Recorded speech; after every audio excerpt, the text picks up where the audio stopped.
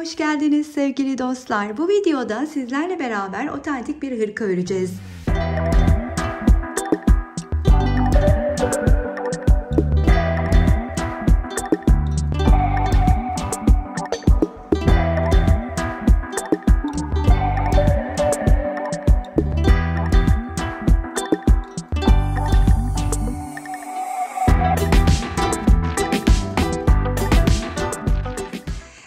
Görüntüsü genelde yaptıklarımızdan biraz daha farklı olacak ama çok tarz şık bir hırka olacağını düşünüyorum. Verdiğim ölçülerde hazırladığınız takdirde 36'dan 42 bedene kadar uygun düşeceğini öngörüyorum. Lakin videonun sonunu izlediğinizde çok daha net bilgi vermiş olurum sizlere beden ölçüleriyle ve büyütme fikirleriyle ilgili. Bu videoya kısa bir ara.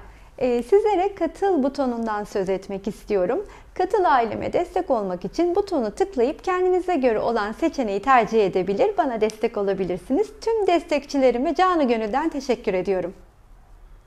Bu hırkada yine 4 mevsim koton ipleri kullandım.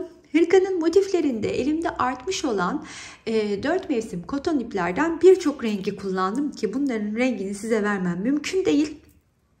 Çünkü envai çeşit renk var, öyle söyleyeyim size. Siz de keyfinize göre rengarenk değerlendirebilirsiniz. Bu motiflerden totalde 28 adet örüyoruz. 14'ünü rengarenk, bir 14'ünü de Etrofil'in çok sevdiğim bu kahvesini kullanıyorum. 62 numara. Gerçekten çok sevdiğim bir kahvesi. Rengarenk motiflerle kahveyi meç ediyorum. Beraber kullanıyorum yani. Zemin rengi olarak da yine Etrofil cinsin kahvesini kullanıyor olacağım. Motif ölçüme gelecek olursak birleştirme kenarı olmaksızın her bir motifim 10 sıra bu arada. Ve bu motifleri 3-25 milim tığ ile ördüm. Ve onunla da birleştirmeye başlayacağım. Motifimin ölçüsü 19 santim, 19,5 santim diyebilirim. Birleştirme kenarı olmaksızın. Öyleyse şimdi 28 tane motifi bu şekilde hazırlamanızı tavsiye ediyorum. Çünkü bu model için bu şekilde çalışmamız gerekiyor. 28 tane motifimizi örelim. Birleştirme kısmına geçelim.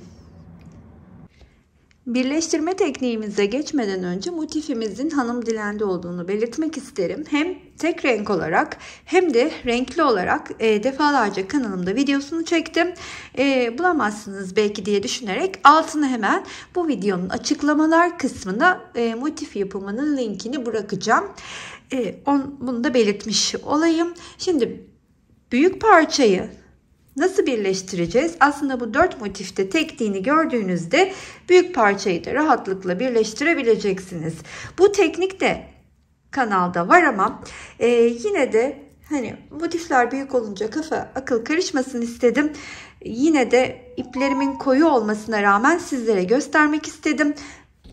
Bu renkte zorlanırsanız şayet kanalımda birleştirme tekniklerini arattığınızda çok rahatlıkla bu tekniği açık renkle de görebilirsiniz. Öyleyse 4 motif üzerinde yani kol motifinde birleşmeyi görelim. Kol için 4 tane motifimi bu şekilde yerleştirdikten sonra bu mantıkla da birleştireceğim. İlk olarak ne yapıyorum? Şimdi hemen üst üste alayım motifleri dizme sırama göre. Şimdi rengi dediğim gibi koyu ama yapacak bir şey yok sipariş üzerine olunca.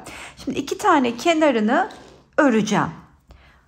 Hemen ilmeğimi çıkartıyorum. Tığın üstüne ipimi alıyorum. Burada köşeye bir üçlü grup örüyorum ikili trabzanlarla. Şimdi bu ipi de tığımın üstüne alıp birlikte örüyorum. Ve arada hiç zincir çekmiyorum ben. Bakın.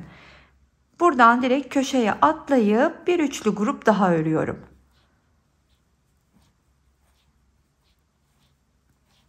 Tekrardan diğer boşluğa bir üçlü grup. köşeye kadar her boşluğun içine bir üçlü grup örüp geliyorum.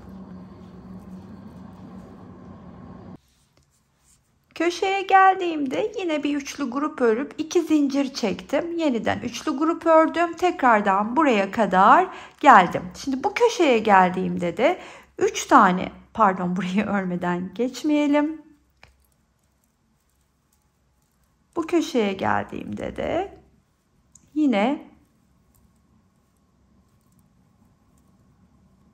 3 tane ikili grubu örüyorum.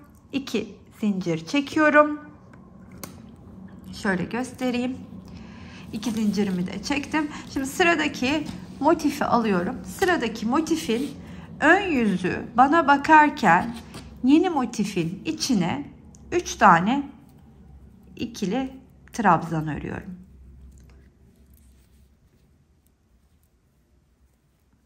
Tığımdan çıkıyorum. Arkasından batıp ilmeğimi geçiriyorum.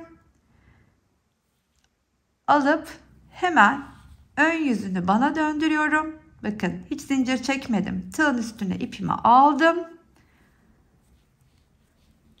Buraya 3 tane ikili trabzanımı örüyorum. Tekrar tığdan çıktım. Karşısında denk gelen boşluk ki burası, battım. İlmeğimi aldım. Arasından geçirdim. Tığın üstüne ipimi aldım. Yeni boşluğa geldim. Yeni motifte. Hemen 3 tane ikili trabzanımı ördüm. Çıktım. Karşısındaki boşluğa battım. İlmeğimi aldım, geçirdim. Tığın üstüne de ipimi aldım.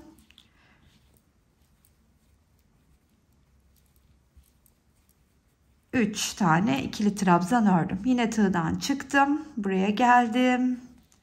İlmeğimi çıkardım.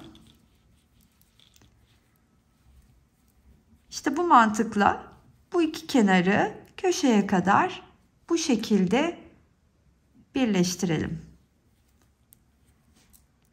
İki kenarı bu son köşeye kadar birleştirdim. Son köşeye geldiğimde de buranın içine 3 tane ikili trabzanımı örüp artık köşede olduğum için bir zincir çekip çıkıyorum. Daha sonra köşeden ilmeğimi çıkartıyorum. Burada da bir zincir çekiyorum. Tığın üstüne de ipimi aldıktan sonra köşeye gelip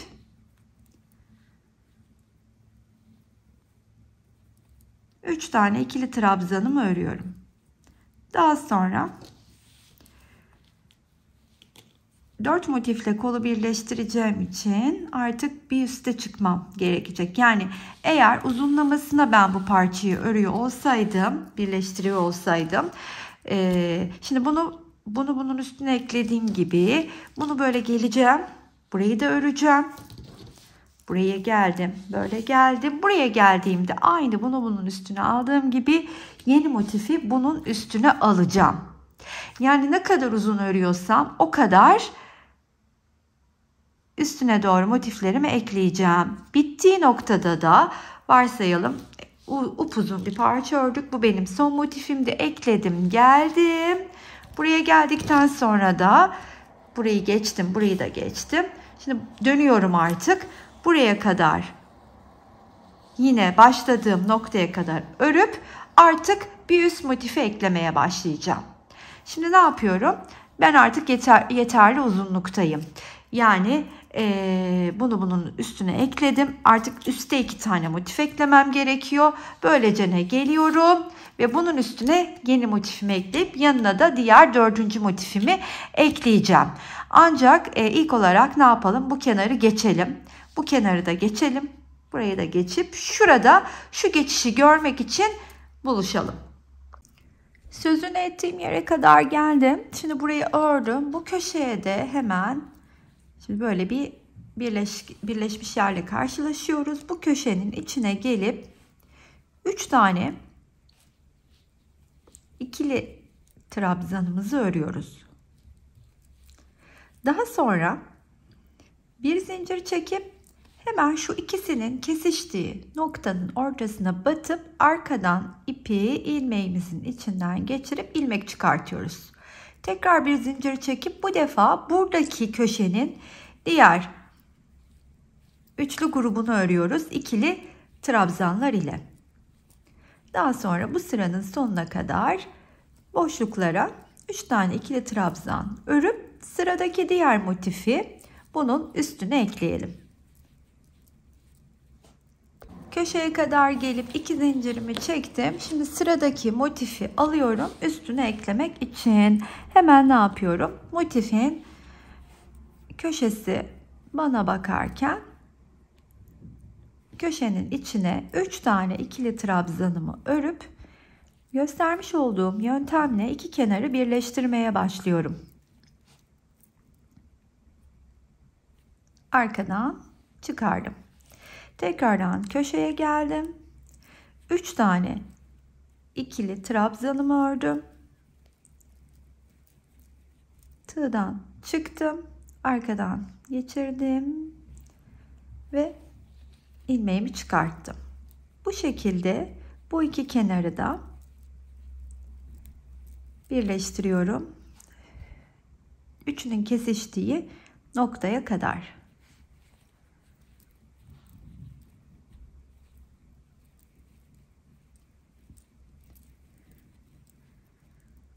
Burada da son köşeye geldiğimde ilk olarak köşenin içine 3 tane ikili trabzanımı örüyorum.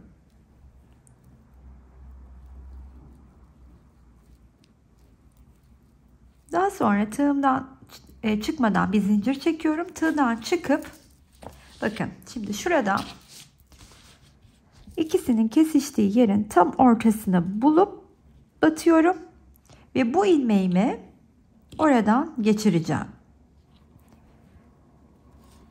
Daha sonra bir zincir çekiyorum ve bu köşenin içine 3 tane ikili trabzanımı örüyorum. Derken boşlukların içine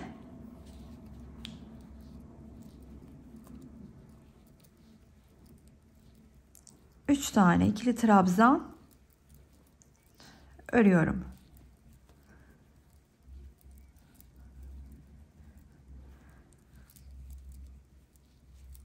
Sonuna kadar bu şekilde devam edeceğim. Burada da sonuna kadar geldim. Ne yapıyorum? Hemen sıradaki motifi yerine ekliyorum. Bunun için de her iki motifin yani bu ve bunun ön yüzü bana bakarken yeni motifin köşesine batıp 3 tane ikili trabzanımı örüyorum.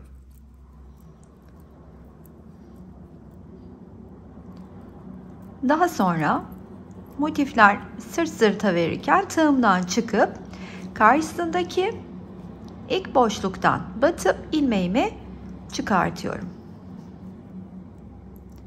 Daha sonra tığın üstüne ip alıyorum ve hemen boşluğun içine gelip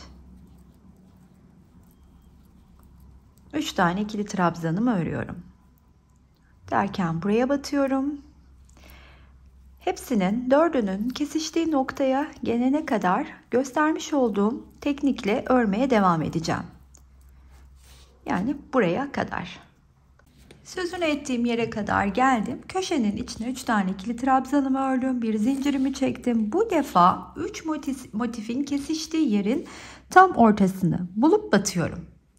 Ve ilmeğimi oradan geçirip ilmeği kaçırdım. Hemen bir daha öreyim. Bir zincir çekiyorum.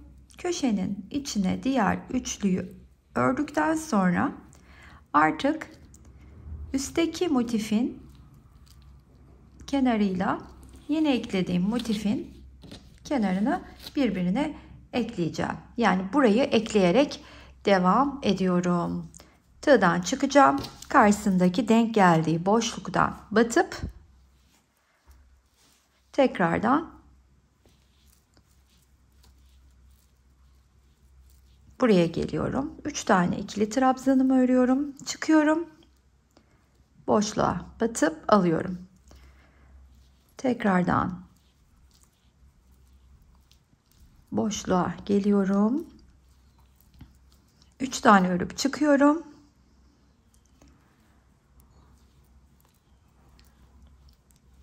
Sonuna kadar bu şekilde öreyim. Köşeye kadar geldim. Köşeye 3 tane ikili trabzan örüp bir zincirimi çektim. Sonra tığdan çıkıp buradaki köşenin içine batıp ilmeğimi alıyorum. Geçirdikten sonra bir zincir çekip ne yapıyorum? Buraya kadar geleceğim. Bu kol parçam olduğu için burayı kolla birleştireceğim kısım olduğu için örmüyorum. Eğer bu benim 12 parçayı yerleştirdiğim arka parçam olsaydı tamamen örüp bitireceğim için ne yapacaktım? Böyle gelecektim. Sonra böyle gelecektim. En sonda başladığım noktaya kadar gelip orada bitirecektim. Bunu belirtmek isterim. Buraya kadar gelip kol parçamı buraya kadar öreceğim. Şimdi buradaki diğer üçlü grubu tamamlayayım. Boşluklara da örerek köşeye kadar geleyim. Burada sıranın sonuna kadar geldim. 3 tane ikili trabzanımı yapıp bırakıyorum. Kol motifi olduğu için. Bir de zincir çekeyim. Evet. Şimdi bu gösterdiğim tekniği uygulayarak 4x3 motifle şöyle hemen getiriyorum. Arka parçayı 4x3 motifli arkayı birleştiriyoruz. Şöyle göstereyim. Bir sıra olarak boyu 4, eni 1 motifle de hemen onu da gösteriyorum. Ön kapakları örüyoruz. Tek sıra, tek motif halinde büyük motiflerimizi. İki tarafı örerken farklı şekilde birleştiriyoruz. Bu benim elimdeki parça. Şöyle gösteriyorum hemen. Üst, bu sol kapak. Sol ön. Burada diğeri hemen sağ ön. Bunları eklerken nasıl bir farklılığı var? Hemen onu da size söyleyeceğim. Şöyle geleyim. Şöyle, evet. Şöyle. Benim bu söylediklerimin tersini düşünerek sol elini kullanan arkadaşlarım uygulayabilirler. Ben sağ elle çalışan arkadaşlarım için söylüyorum. Hırkayı önüme yatırdığımda sağda kalan parçayı uzunlamasını örüyorum. Nasıl yani? Dümdüz örüyorum. Yani şöyle bunu bunun ucuna, bunu bunun ucuna, bunu bunun ucuna örüp bitiriyorum. Buraya geldiğimde ise yine uzunlamasına gidiyorum. Aynı şekilde ama yukarıda açıklık bırakacak şekilde örüyorum. Yani şöyle söylemem gerekirse eğer sağ parçanın altta kalmam gerekiyor. Sağ parçada birleştirirken altta kalmam gerekiyor. Sol parçamda üstte kalmam gerekiyor. Çünkü burayı buradan öreceğim. Sağ tarafı alttan öreceğim. Ancak bu şekilde rahatlıkla birleştirebiliyorum. Şimdi yerlerine nasıl oturttuğumu da nasıl birleştirdiğimi de birlikte göreceğiz. Parçayı birleştirmeden önce arka yüzünü çeviriyorum. Daha sonra kapakları sırasıyla birleştirmeye başlıyorum. Şimdi ilk olarak buradaki kapağı buraya yerleştireceğim. Bakın bu altta bıraktım kenarı. Uzun kenardan birleşmeye başlıyorum. Bunu buraya öreceğim. Böylece bu motif karşıyla, bu karşıyla, bu da karşıyla. Öne geldiğimde ise bu iki motifle kol evini oluşturacağım. Yani 3 tane motifi yandan birleştirmeye başlıyorum. Burada köşeye geldiğimde örmüş bir de zincir çekmiştim. Şimdi hemen arkadakinin köşesinden ilmeğimi geçiriyorum. Sonra bir zinciri çekip yine köşeme gelip 3 tane ikili trabzanımı örüyorum.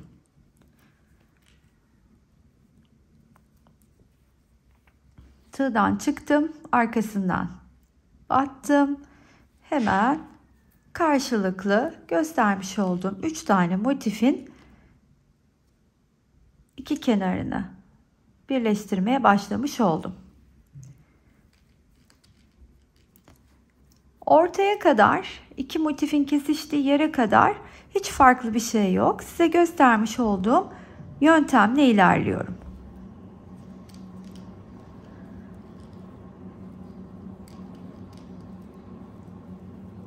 Kesiştikleri noktada birlikte örelim. Kesiştikleri noktaya geldiğimde de hemen ilk olarak buraya 3 tane ikili trabzanımı örüyorum.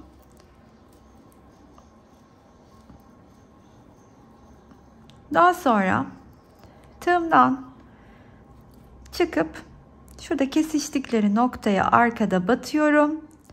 Bir ilmek çıkartıyorum. Bir zincir çekiyorum. Sonra buraya gelip arasından geçirip yine bir zincir çekip buraya 3 tane diğer ikili trabzanımı örüyorum. İşte aynı bu yöntemle yan tarafı birleştireceğim. 2 motif daha yandan birleştireceğim.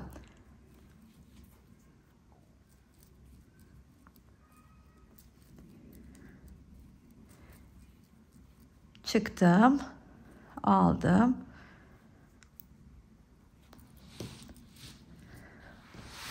Bu ikisini de birleştirip kol evini oluşturacağım yere kadar devam edeceğim. Kol altına kadar geldim. Burada yine şu kısımdayım tam olarak. Şurayla birleşip hemen ikisinin yine çakıştığı noktaya batıyorum ve oradan ilmeğimi geçirdikten sonra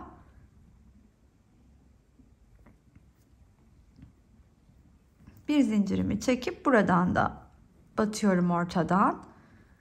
Daha sonra yine bir zincirimi çekip artık iki tarafı birleştirmeden kol evimi oluşturarak bu kenarı yukarıya kadar örüyorum. Yukarıya geldiğimde ise, yani yukarıdan kastettiğim motifin sonu, buraya geldiğimde ise artık üstten birleşip bu iki kenarı ekleyeceğim birbirine. Böylelikle kol evimi de oluşturmuş olacağız. Sonuna kadar ördüm. Köşeye de 3 tane örüp bir zincir çektim. Şimdi artık üst kenarla birleşmeye başlıyoruz. Bir zincir çekiyorum. Yine boşluğun içine 3 tanemi örüp tığdan çıkıyorum. Arkadan alıp ekliyorum. Bu üst kenarı da ekleyip hırkanın bir parçasını yerine yerleştirmiş olacağız. Daha sonra da diğer parçasını ekleyelim. Sonuna kadar geldim. Hemen burada şu boşluğun içine 3 tane ikili trabzanımı örüyorum. Bir zincir çekip yine burada kesiştikleri noktaya batıp ilmeğimi çıkartıyorum. Bir zincir çekip burada başladığım üçlünün tepesine batıp kaydırma yöntemiyle çıkartıyorum. Sonra ipimi keseceğim. Böylelikle bir tarafını eklemiş olduk. Şimdi sıra diğer parçayı eklemekte. Şöyle önüme yatırayım, size de göstereyim. Karşıyı ekledik. Kol evini oluşturduk. Burayı şimdi ekleyeceğiz beraberce. Diğer parçayı önüme yatırdığımda buradan başlayacağım yer üst iki kenar. Bu iki kenarı üstten birleştireceğim. Bunu buradan birleştiriyorum. Hemen birlikte başlayalım. Daha sonra burada kol evini oluşturup alttaki 3 kenarı da birleştirip bu kapağın önünü döneceğim. Sonra etrafını da örmeye başlarız birlikte. Öyleyse ilk olarak hemen bir nasıl başladığımızı, nasıl eklediğimizi buradan da göstereyim. Daha sonra bütün detayları zaten göstermiş olduğum için yanları anlatmama tekrar gerek yok diye düşünüyorum. Yaklaşalım hemen. Şimdi burada ikisinin yine birleştiği noktaya batıyorum. Tığımı çıkartıp ilmeğimi arasından kaydırarak geçiriyorum. Bir zincir çekip hemen üst iki kenarı birbirine ekliyorum. Burada anlaşılmayan hiçbir şey yoktur diye tahmin ediyorum. Çıktım, arkadan battım, arasından geçirdim. Üst iki kenarı birleştirip kol evimi oluşturup aşağıya geçeyim. Bu tarafı bitireyim. Böylece ne? Şuraya geldiğimde tekrar göstereyim. Şöyle şurayı ekleyeceğim. Burada ayrımı oluşturup kol evimi burayı oluşturup 3 motifi birleştiriyorum aşağıya doğru. Diğer parçayı da yandan birleştirdim.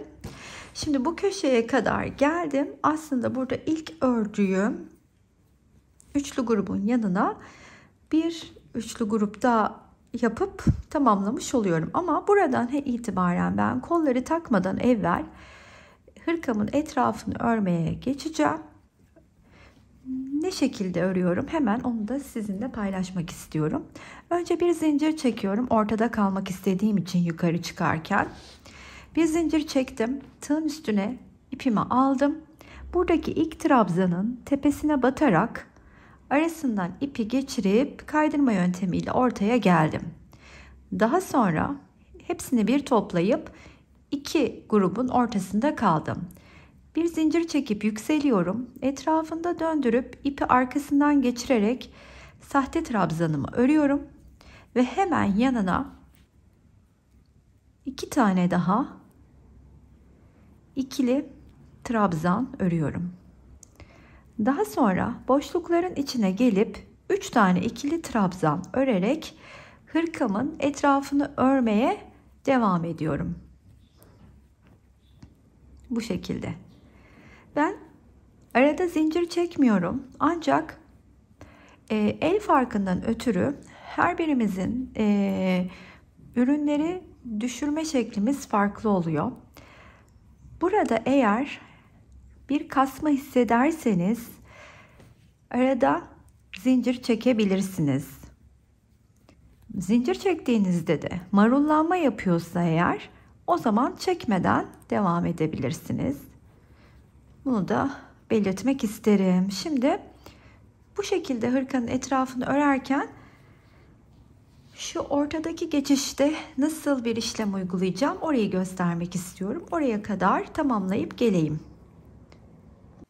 Tam olarak buraya geldiğimde hemen ilk köşenin içine buraya bir üçlü grup örüyorum.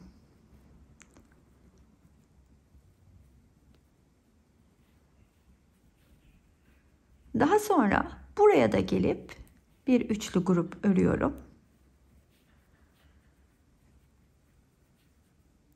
Ve boşlukların içine 3 tane ikili trabzan örmeye devam ediyorum. Ensedeki kısma gelene kadar farklı bir işlem yok. Bu şekilde devam edip geleyim. Burada ense kısmına geldiğimde arkada toparlama yapmam gerekiyor. Bunun için de ilk olarak şu köşede yapıyorum toparlamamı. Bu köşeye bir tane örüyorum. Daha sonra kesiştikleri yere batıp bir tane örüyorum. Daha sonra buraya bir tane örüyorum ve böylece ne geçiyorum. Sonra tekrardan arka kısmını örüyorum. Diğer kesiştiği noktaya kadar. Yani şu kısma kadar tekrardan birleşme yapacağım şu kısma geldiğimde. Oraya kadar örüp geleyim. Yine tekrar toplama yapmam yere geldim. Bir bu köşeyi örüyorum. Bir kesiştikleri noktaya batıp örüyorum. Bir de bu köşeyi örüp yeniden boşlukların içine 3 tane örmeye devam ediyorum. Köşeye kadar aynen ilerleyeyim. Etekteki köşenin geçişini de birlikte yapalım. Köşeye geldiğimde de yine 3 tane ikili trabzanımı örüp 2 zincir çekiyorum ve 3 tane ikili trabzanımı örüyorum. Hırkanın etrafını geçtiğim her sırada köşelerde aynı işlemi yapıyorum. Şimdi üstüme giyip denedikçe kaç sıra geçmem gerektiğini daha iyi kanaat getireceğim. Tabii ki bitirdiğimde de ben size kaç sıra ördüğümü söyleyeceğim. Bir sıraya da birlikte çıkalım. Hatta bir sıradaki enseyi de yine birlikte toparlayalım. Üst sıraya çıkarken buluşalım.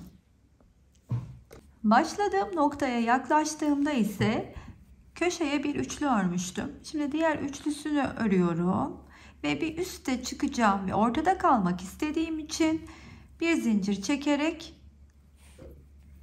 buradaki ilk örmüş olduğum trabzanın tepesine batıyorum.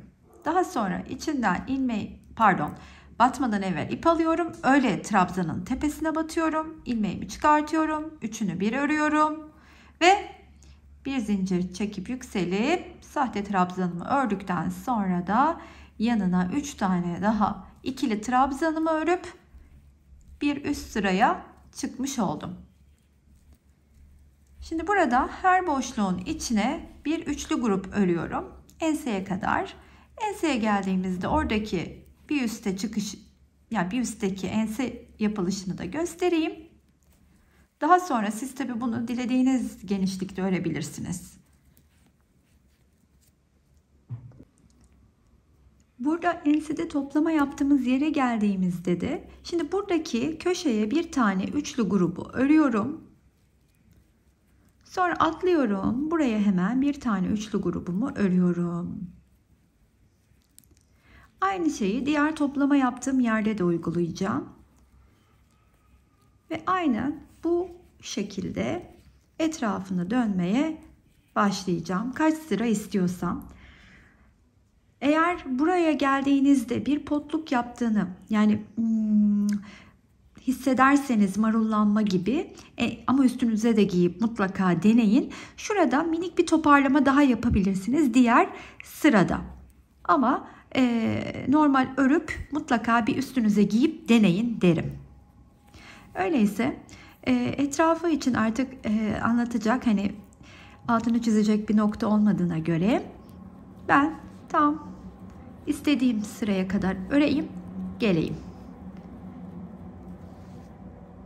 Hırkanın etrafını 3 sıra olarak geçtim.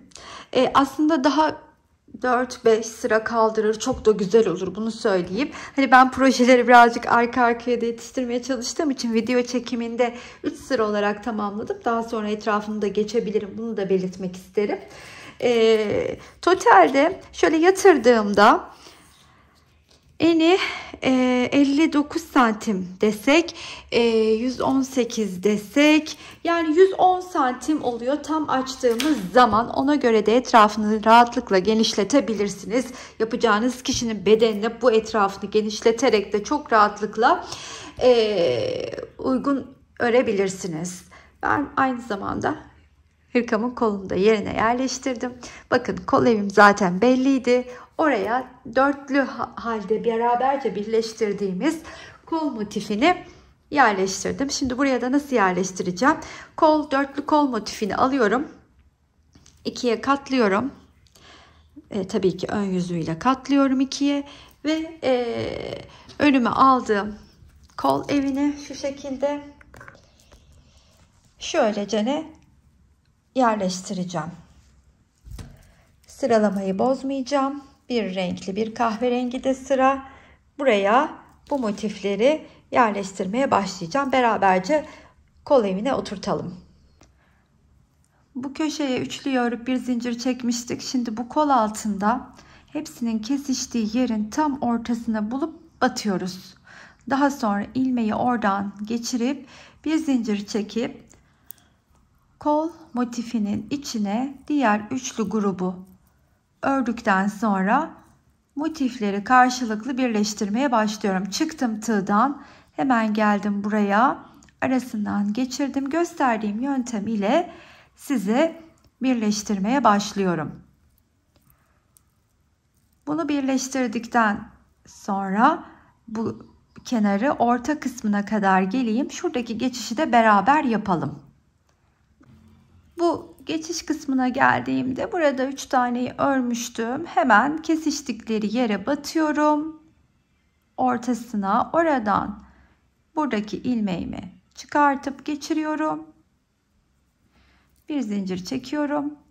Tekrardan buraya gelip arasından kaydırarak geçirdikten sonra bir zincir çekip hemen buradaki birleşmeye devam ediyorum. Yani kol evinin arka tarafındaki eklemediğim diğer iki kısmı ekliyorum. Çıktım tığdan. Bakın şimdi şuradayız tam olarak. Kol ağzında şuradayız.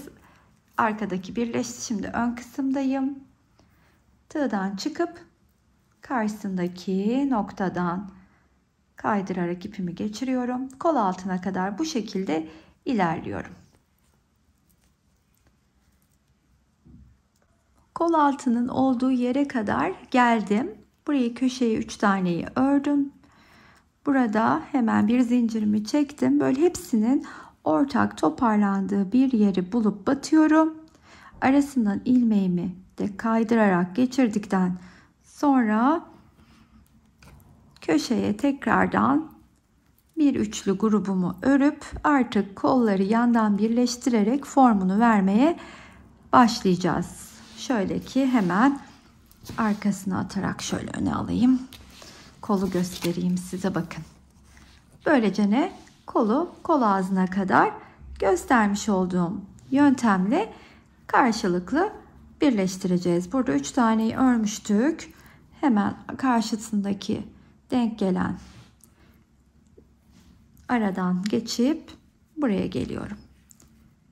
Kol ağzına kadar beraberce gelelim.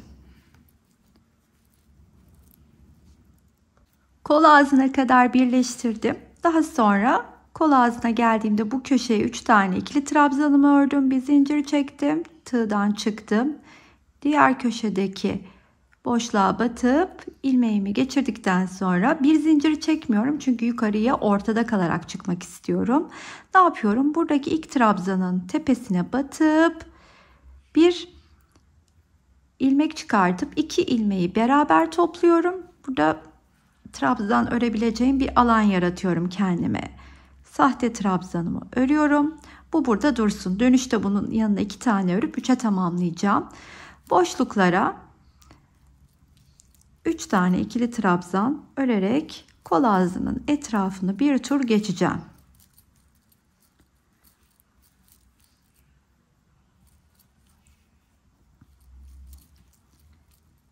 Şu geçiş şu kısma kadar örüp geleyim. İkisinin birleştiği yere kadar. Birleştikleri yere geldiğimde de ilk olarak ilk köşeye bir trabzan örüyorum. Daha sonra şu ortak noktaya bir trabzan örüyorum. Buradaki boşluğa da bir trabzan örüp başladığım yere kadar boşlukların içine 3 tane ikili trabzan örmeye devam ediyorum. Başladığım yere geldiğimde de şimdi buradaki köşeye bir tane ikili trabzanımı örüyorum. Sonra burada ortak yere batıyorum. Bir ikili trabzan daha örüyorum. Sonra buraya gelip ilk ördüğüm trabzanın tepesine batarak kol ağzını da tamamlamış oldum. Yani böylelikle hırkamızı bitirdik. Evet, hırkamızı tamamladık. 36'dan 42 bedene kadar uygun olabilecek bir hırka örmüş olduk beraberce. Etrafını 3-4 sıra daha fazla örerek bedeni çok rahatlıkla 44 bedeni çıkartabilirsiniz. Hırkanın motiflerini bir sıra daha küçük örüp yanlara motif yerleştirerek hırka bedenini o şekilde büyütebilirsiniz. Yani hırkanın motiflerini büyüterek değil, bu defa motifi küçültüp yanlara motif ekleyerek büyütme yapabiliriz. Hani 46 beden üstü kişiler için diyebilirim. Yoksa bunu 46 bedene kadar çok rahatlıkla büyütebilirsiniz. Onu da söylemek istiyorum. Kol ağzı böyle geniş olmasın diyen dostlar kol ağzına lastik örerek darlaştırabilirler. Ama böyle bol ve salaş, otantik bir hırka olduğu için bol ve salaş bence çok daha hoş duruyor modeli gereği. İplere gelecek olursak şu gördüğünüz renkli kısımlarda elimizde kalan ipleri değerlendirerek hanım dilendi motiflerimizi ördük. Diğer renk etrofilin kahverengisinden ise 8 adet kullandım toplamda. Umarım hoşunuza gitmiş, anlaşılır bir video olmuştur sizler için. Yorum ve beğenilerinizi esirgemezseniz sevinirim. Hala abone değilseniz abone olmayı unutmayınız efendim. Buraya kadar izleyen herkese çok teşekkür ediyorum. Bir kalbinizi isteyerek sıradaki videolarda görüşmek üzere. Hoşça kalın arkadaşlar.